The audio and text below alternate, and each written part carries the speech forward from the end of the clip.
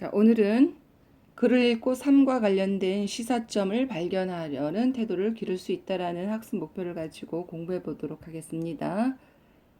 지난번에 중간 부분에 중간까지 했죠. 오늘은 중간 부분 끝까지와 마지막 부분까지 공부를 해보도록 하겠습니다. 교과서 170쪽의 18번째 줄을 보실까요? 18번째 줄에 보시면 산판 일을 하는 사람들에게 큰 나무를 베어낸 그루터기에 올라서지 않는 것. 그루터기라는 거는 나무를 베어낸 밑둥아리 있는 부분이죠. 우리 교과서에 171쪽에 그림에 잘 나와 있죠. 왜 그루터기에 올라서지 않을까요? 산판 일이라는 건 뭐냐면 나무를 베는 일을 하는 사람들. 나무와 관계돼서 나무를 베어내는 일, 주로 이제 산에서 일을 하겠죠. 그런 사람들은 나무를 벤 그루터기 올라서지 않는다고 했어요. 거기 이유를 달아놨죠.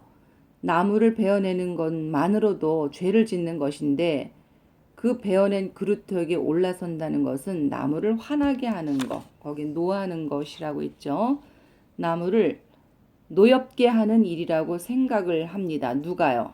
산판 일을 하는 사람들이죠. 자, 이런 생각을 하는 것은 자연에 대한 뭔가 경외감이라는 건 뭐예요?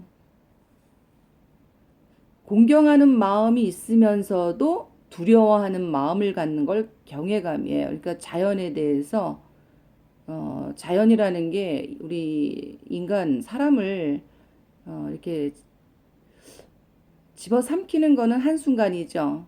자연의 위대함 앞에서는 인간은 굉장히 초라한 존재가 될 수밖에 없죠. 그래서 인간은 자연을 숭상, 공경하면서도 두려움의 대상이라고 생각할 수가 있죠. 자, 그 다음에 온 산천에 아우성이 들리는 듯 합니다. 왜 아우성이 들릴까요? 나무를 마구잡이로 베어냈으니까 그렇겠죠. 그래서 이 인간의 무분별한 파괴와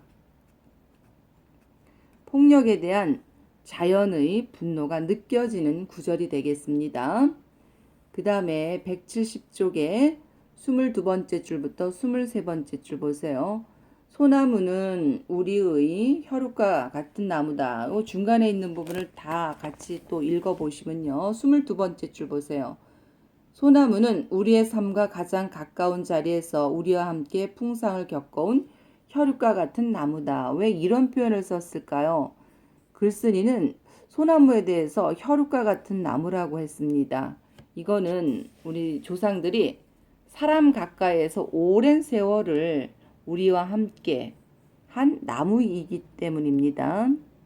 왜 함께 한 나무냐? 이거는 170쪽에 24번째 줄에 나와 있죠.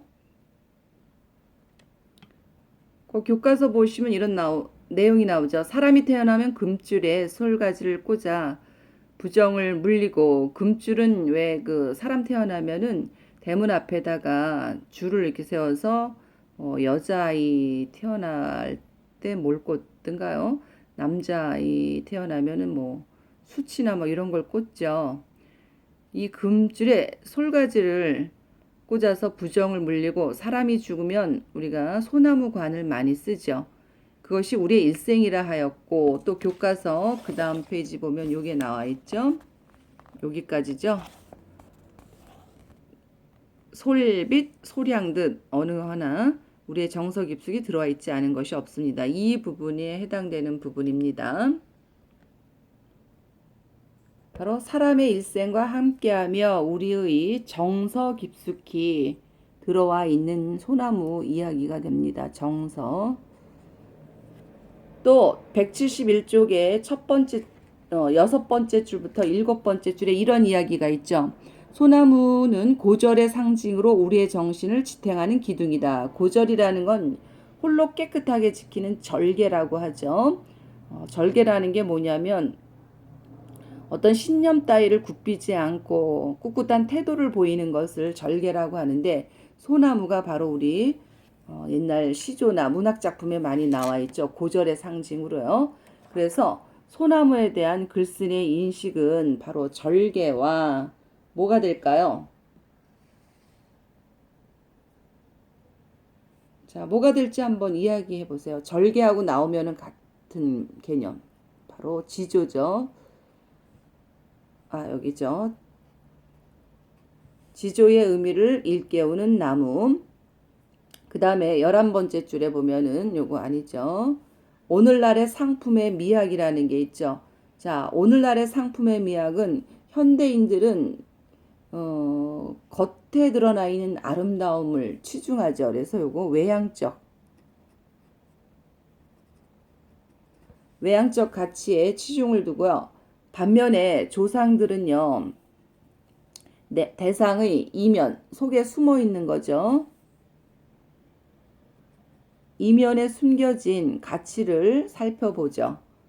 그러면 소나무 같은 사람은 어떤 사람일까요?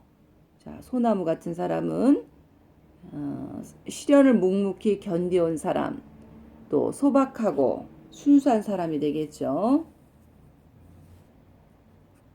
그 다음에 메마른 땅을 지키는 수많은 사람들 또는 경제학의 폭력성과 무한 경쟁, 그렇죠? 무한 경쟁의 비정한 논리를 극복한 존재를 이야기합니다. 자, 이렇게 메마른 땅에 지키는 수많은 사람들, 아까 이야기했죠. 소나무 같은 사람, 당신이 진정 사랑하는 거는 소나무가 아니라 바로 이렇게 소나무 같은 사람이다. 순수한 사람이라든지 묵묵히 견뎌온 사람들, 이 땅에 경제학의 폭력성과 무한 경쟁의 비정한 논리를 극복한 그런 존재들을 당신은 사랑하겠죠. 결국은 도시에서 살아가는 자, 어떤 것일까요?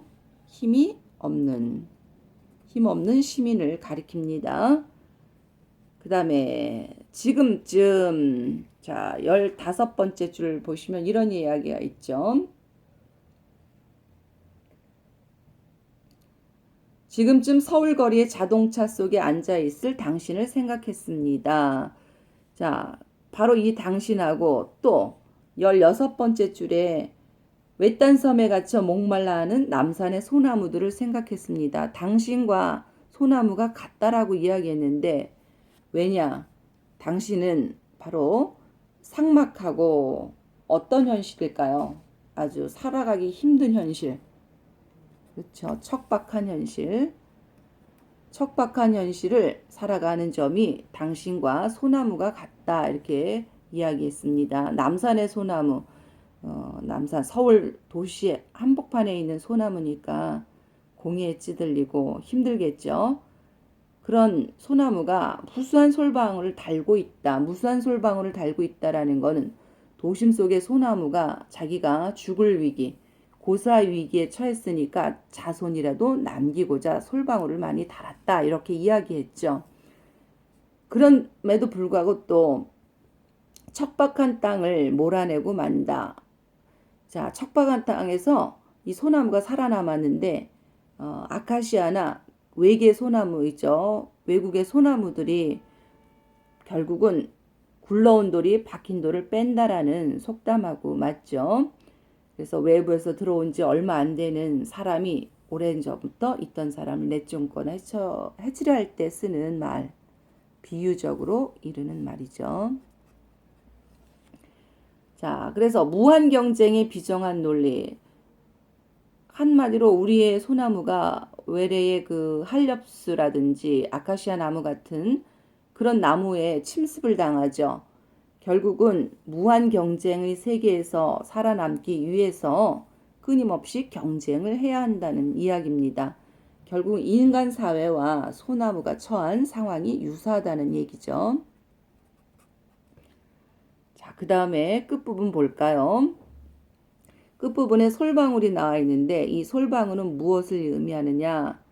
사실은 솔방울이 자기의 목숨을 포기하고 자손을 남기려는 그런 것보다는 지은이가 생각하는 거는 소나무는 싹을 틔울 뭐가 되느냐? 희망. 우리에게 희망을 주는 존재다.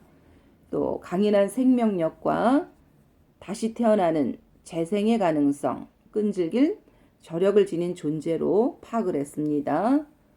결국은 무수한 솔방울들을 우리는 끊임없이 신뢰해야 된다는 이야기가 나와 있죠. 자, 왜 무수한 솔방울들의 끈질긴 저력을 신뢰해야 하나요? 무수한 솔방울들은 우리에게 뭘 준다는 얘기했어요. 솔방울은 우리를 가리켜요. 척박해진 땅을 가꾸어 황폐해진 자연을 회복시킬 수 있는 가능성과 저력을 지닌 존재라는 믿음을 강조하는 부분이죠.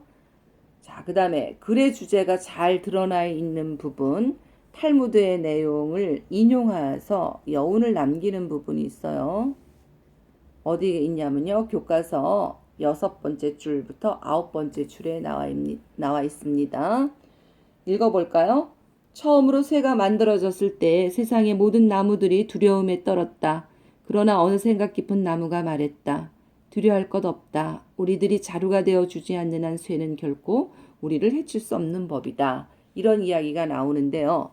탈무드에 나오는 내용인데 이 쇠는 문명을 상징하고 한마디로 쇠는 나무를 베는 폭력이죠. 새가 나무를 사실 베는 게 아니라 도끼가 돼서 나무를 베겠죠. 그럼 세상의 모든 나무는 자연을 가리키고 결국은 누구를 가리킵니까? 바로 인간을 상징하죠. 그래서 우리들이 한마디로 자루가 되어지지 않는 한, 쇠 도끼의 자루가 되어주지 않는 한 쇠는 우리에게 무서운 존재가 아니다. 그러면 우리 나무들이 자루가 되어주지 않으려면 어떻게 똘똘 뭉쳐야 되겠죠.